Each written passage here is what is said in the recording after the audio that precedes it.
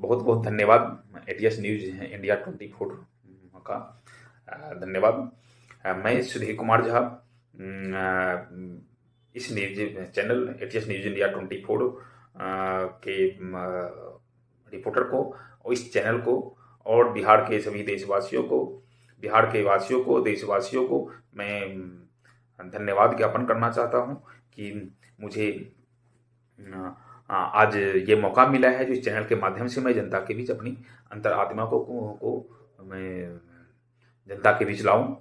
साथियों, बहुत दुखद की बात है जो जनता क्या करके और कैसे कैसे करके कितना कंट्रोवर्सी विवाद पैदा करके और एक विधायक सांसद को चुनते हैं और वहाँ से प्रधानमंत्री और मुख्यमंत्री बनाते हैं।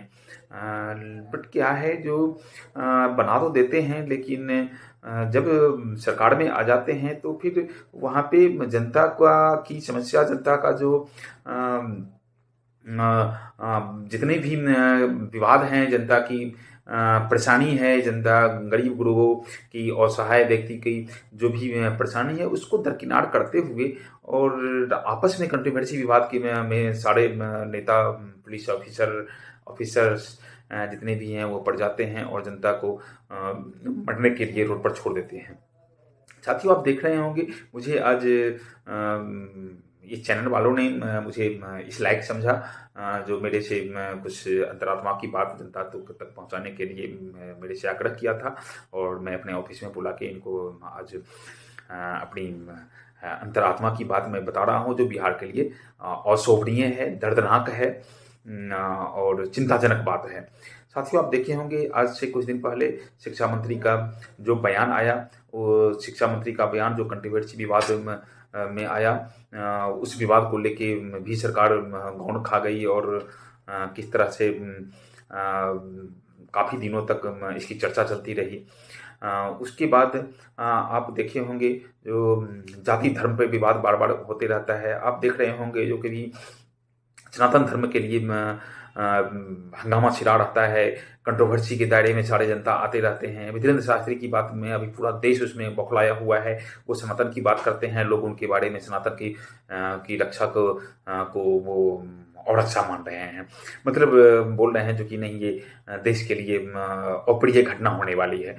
तो भैया, सनातन हिंदू धर्म में हिंदुस्तान हिंदुत्व की देश है और वहाँ पे आप सनातन धर्म की बचाने की बात अगर कोई करे तो उसके बारे में अनाप शनाप बोलना ये मुझे लगता है जो ये कहीं से उचित नहीं लग रहा है।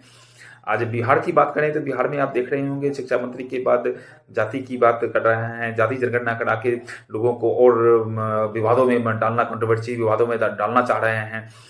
तो ये सरकार की क्या नीति है कुछ पता नहीं चल रहा है। जनता तो अपना तन मन धन से खून पसीना बहा के मजदूरी करके अपना भरण पोषण करते हैं और खून पसीना बहा के अपने परिवार को पालते हैं और जब इलेक्शन आता है तो इलेक्शन में वाद विवाद में पड़ के भी किसी एक को चुनते हैं और चुनने के बाद जनता के साथ में क्या हो रहा है सारी जनता देख रही है, बिहार की जनता देख रही है। तो साथियों, मेरा कहना ये है जो ये नेता, जितने भी नेता हैं, जितने भी मिनिस्टर्स हैं, जितने भी सरकार में मंत्री हैं, बड़े पद पर बैठे हुए हैं, मुख्यमंत्री हैं, चीफ मिनिस्टर हैं, ये सब विवादों में आते हैं। साथ में अब तो पुलिस ऑफिसर, आईपीएस ऑफिसर्स भी अब इस कंट्रोवर्सी के दायरे में आने लगे हैं, विवादों के दायरे में आने लगे हैं। तो ये मुझे लगता है जो कहीं से बिहार के लिए कहीं ना कहीं से बहुत ही चिंताजनक बात है, जो लग रहा है जो कि बिहार गर्त में मिलने की स्थिति में आ गई है। अभी शिक्षा मंत्री की विवाद के बाद आप देखे होंगे के पाठक का विवाद आया। के पाठक की विवाद में काफ़ी चर्चा में रहा।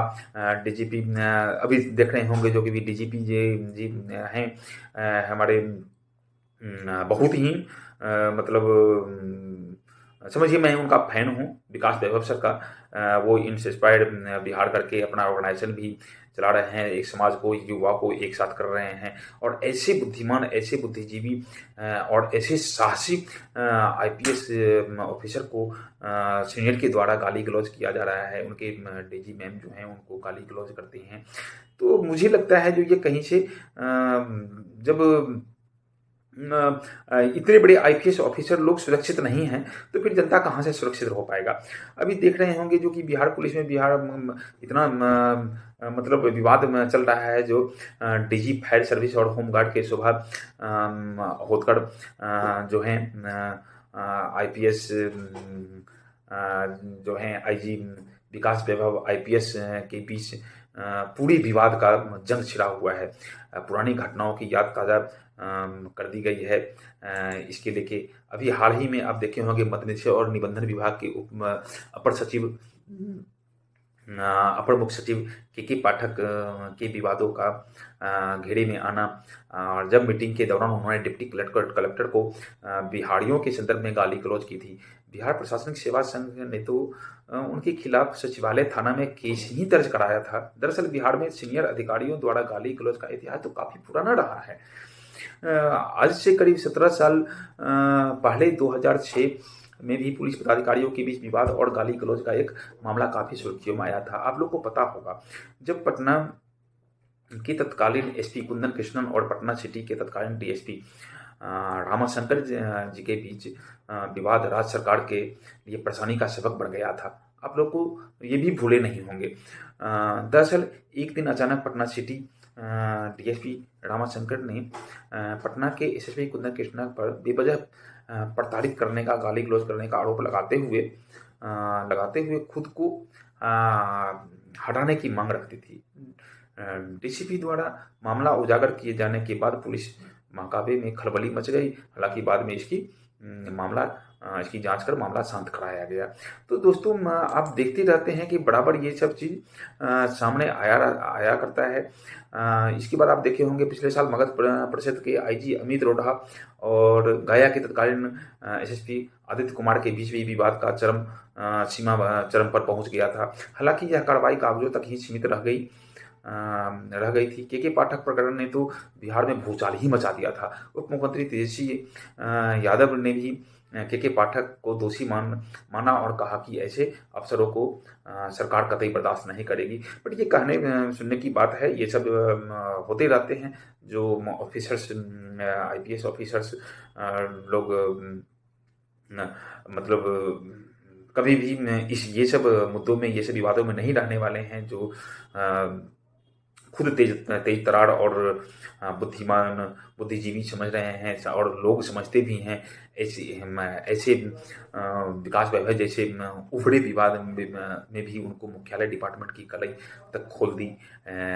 बढ़िया पदाधिकारी अपने मतहातों में साथ में गाली गलौज की भाषा का उपयोग करते हुए आपने बार बार सुना होगा। इसकी खुलासा आईएएस ऑफिसर विकास वैभव ने किया, लेकिन इसको भी दरकिनार करके इसकी भी उल्टा उन पर ही आरोप लगाया गया और उनको शोकज नोटिस जारी कर दिया गया। साथियों, पता नहीं जब ये पुलिस पदाधिकारी, आईपीएस ऑफिसर, आईजी, डीआईजी, ये सब जब इतने कंट्रोवर्सी, इतने विवाद में रहते हैं, तो जनता को देखने वाला कौन है?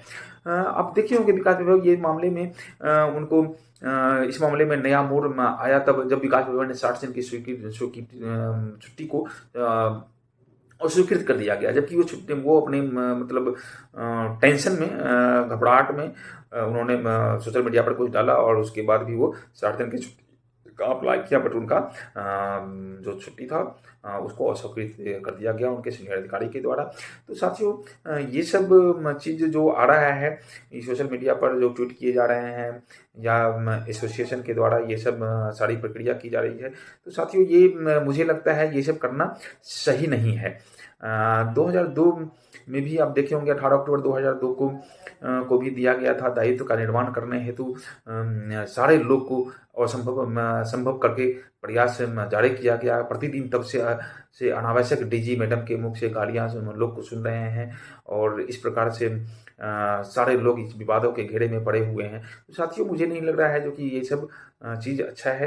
तो मैं ये चाहूँगा, एक पॉलिटिकल पार्टी के राष्ट्रीय अध्यक्ष होने के नाते मैं चाहूँगा जो कि ये जितने भी पदाधिकारी हैं, ऑफिसर्स हैं या नेता हैं, मंत्री हैं, ये विवादों को दूर करके जनता की सोच को देखें, जनता के साथ में खड़े रहें, जनता की समस्याओं को देखें, गरीब गुरबों की, मजदूरों की और सहाय व्यक्ति की सेवा जो एनजीओ जो हैं, जितने भी पॉलिटिकल पार्टी के नेतागण हैं, वो लोग कर रहे हैं, उनको आगे बढ़ाएं, उनके साथ में खड़ा रहें, उनसे समस्या बढ़ें और मजदूर, गरीब किसान, गरीब गुरबों की सहायता करें। उनका जो जो मान सम्मान के साथ में उनका जो योगदान है, बिहार सरकार या सेंट्रल सरकार के द्वारा जो भी अनुदान राशि आती है, सीधा उनके हाथ में पहुंचे, बिचौलियों की कहानी खत्म हो।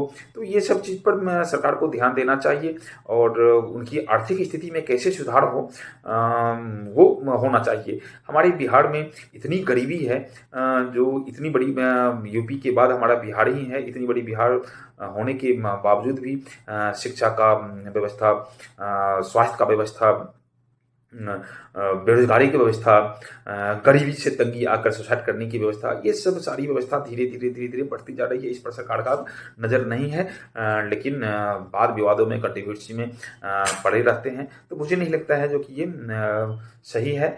मैं आग्रह करना चाहता हूँ सुशासन की सरकार, सुशासन बाबू नीतीश कुमार जी को और तेजस्वी जी को, उप मुख्यमंत्री सीएम तेजस्वी जी को, जो इसको संज्ञान में लेते हुए और सारे विवाद को अपने स्तर से या अपना आपस में समझौता करके इसको दुरुस्त करें और बिहार की जनता की सेवा में, बिहार की जनता की जो परेशानियां हैं, बिहार की जनता की जो भ्रष्टाचारी से लिप्त सारे अधिकारी पड़े हुए हैं, ये सब पर फोकस करें लोग। आज आप देख रहे होंगे, किसी थाना में जाएंगे, किसी ब्लॉक में जाएंगे, किसी पदाधिकारी के पास में जाएंगे, छोटा से छोटा काम में जब तक उनको घूस नहीं दिया जाता है। आप जानते हैं जो कि कोई 50,000 महीना, कोई पदाधिकारी, कोई अधिकारी 60,000, 70,000, लाख रुपया उठा रहे हैं और एक 200-300 कमाने वाले मजदूर से वो 200-300 रुपया जब तक लेंगे नहीं, तब तक उनका काम नहीं करेंगे। कितना अशोभनीय बात है। तो मैं चाहता हूँ जो कि मेरी पार्टी 24-25 में बहुत ही जोरदार तरह से बिहार में इलेक्शन में भागीदारी निभाएगी। तो मैं, अगर हमारी पार्टी का अगर पार्टिसिपेट होता है और सरकार में हमारी एक भी विधायक अगर आते हैं, तो मैं सरकार में ऐसी व्यवस्था को तो ऐसा दुरुस्त करूंगा जो लोग को ये पता चले जो कि अगर इस सरकार का, इस पार्टी का एक विधायक जीता है तो इतना बड़ा बदलाव आया है, तो इसकी अगर सरकार बनेगी तो आगे भविष्य में क्या क्या करना पड़ जाएगा, क्या क्या बदलाव आ सकता है। तो मैं चाहूँगा जो कि अभी जो तत्कालीन सरकार हैं, जो अभी प्रेजेंट सरकार हैं, उनसे जो कि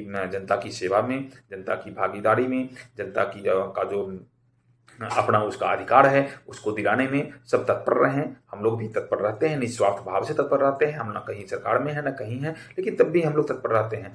तो मुझे विनम्र आग्रह पूर्वक कहना पड़ रहा है क्योंकि डिप्टी सीएम और सीएम से, बिहार के नीतीश बाबू से और तेजस्वी जी से, जो इस व्यवस्था को दुरुस्त करें और जनता की सेवा में, जनता की को अधिकार दिलाने में भागीदारी बने। जय हिंद, जय भारत, जय बिहार, जय राष्ट्र लोकपाल।